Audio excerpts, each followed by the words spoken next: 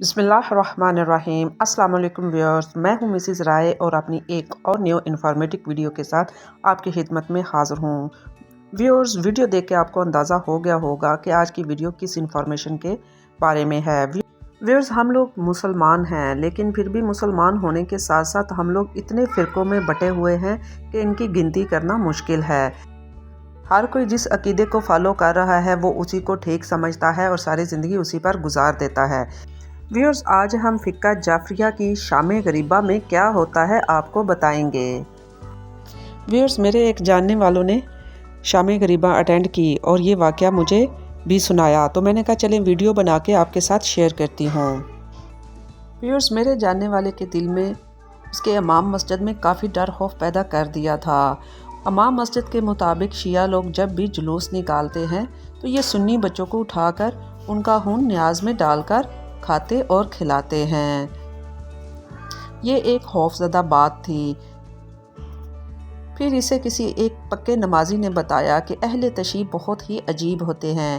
یہ جب کسی دوسرے کو کھانا دیتے ہیں، مطلب کسی دوسرے مذہب میں رہنے والے کو کھانا دیتے ہیں، تو اس میں اپنی تھوک یعنی لعاب کو شامل کر دیتے ہیں، جو ایک گندا عمل ہے، جس سے شیعہ لوگوں کے بارے میں اس کے دل میں کافی نفرت بڑھ گئی۔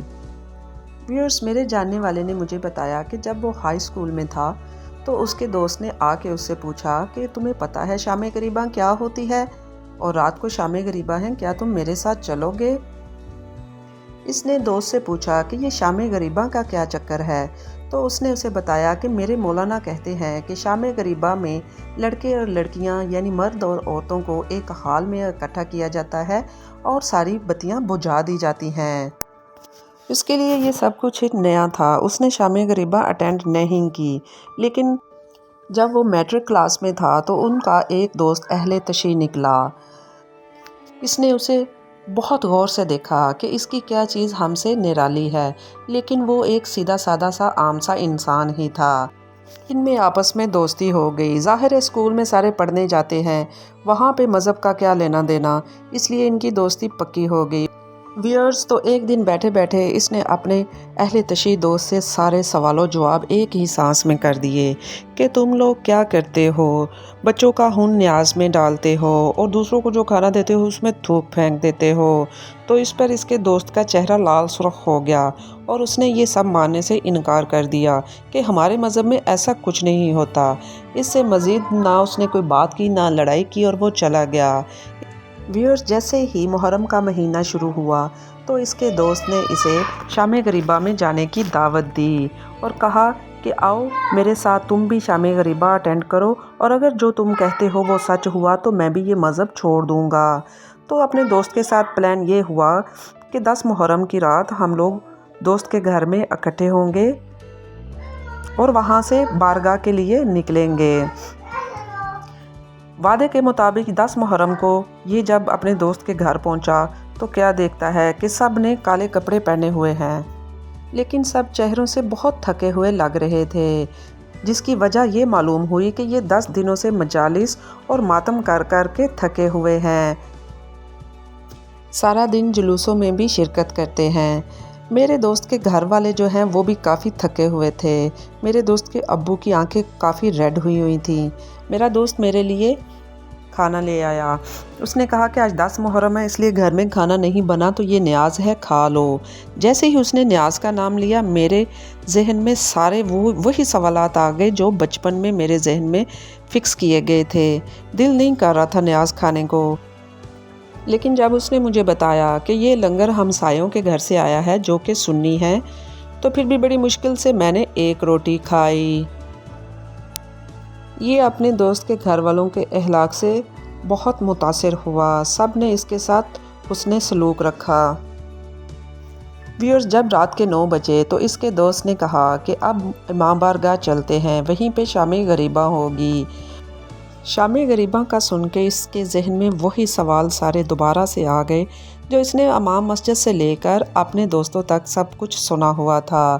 یہ لوگ امام بارگاہ پہنچ گئے، ہر کوئی کالے کپڑوں میں امام بارگاہ آ رہا تھا۔ خواتین کے لیے علیحدہ سے جگہ تھی اور مردوں کے لیے علیحدہ سے جگہ تھی۔ عورتوں کا انتظام اوپر والی منزل میں کیا گیا تھا اور مرد نیچے بیٹھے ہوئے تھے۔ تھوڑی دیر بعد ویورز ہال کی بتیاں بند ہونا شروع ہو گئیں۔ صرف ایک بتی جل رہی تھی، وہ بھی سٹیج کی۔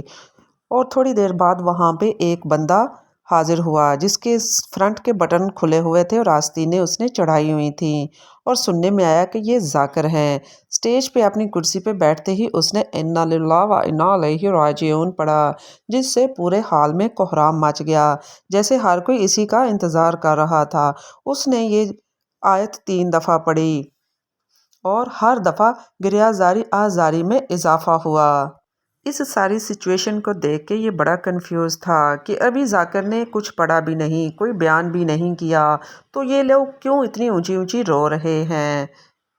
اس کی سمجھ میں بالکل بھی کچھ بھی نہیں آ رہا تھا۔ رونے کا یہ منظر عورتوں اور مردوں پر ہی مبنی نہیں تھا۔ وہاں پہ جتنے بچے بیٹھے ہوئے تھے ان کے گال بھی تر ہوئے ہوئے تھے۔ سب لوگ کافی تھکے ہوئے تھے، لیکن اس کے باوجود وہ پورے زور و شور سے رو رہے تھے۔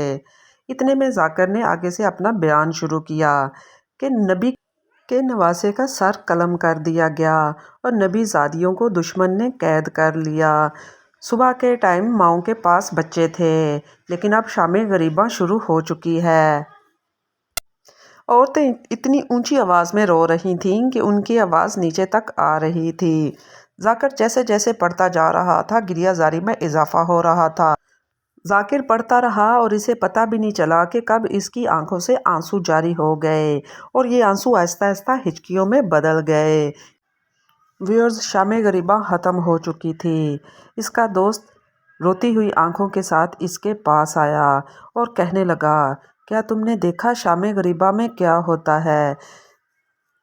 نبی کے نواسے کی شہادت کو بیان کیا جاتا ہے، نبی زادیوں پر کتنے ظلم ہوئے یہ بیان کیا جاتا ہے، نبی زادیوں نے اور نبی کے نواسوں نے دین کے لیے کیا کیا قربانیاں دیں یہ بیان ہوتا ہے۔ وہ روتے ہوئے میرے گلے لگ گیا اور میرے ذہن میں جتنے بھی سوال جواب تھے وہ سارے کے سارے دھرے کے دھرے رہ گئے۔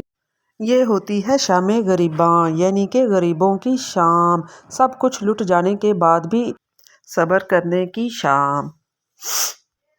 ویورز، اس کے بعد تمام ہال کی لائٹیں جل گئیں اور سارے روتی ہوئی آنکھوں کے ساتھ ہال سے باہر نکلتے گئے۔ ویورز، یہ شام غریباں کا ایسا واقعہ تھا جو اس نے لائیو دیکھا تھا۔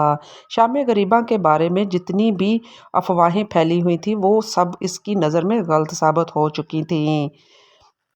شام غریباں کے بارے میں بہت ہی غلط قسم کی روایات جوڑی گئی ہیں جن کا حقیقت سے کوئی واسطہ نہیں۔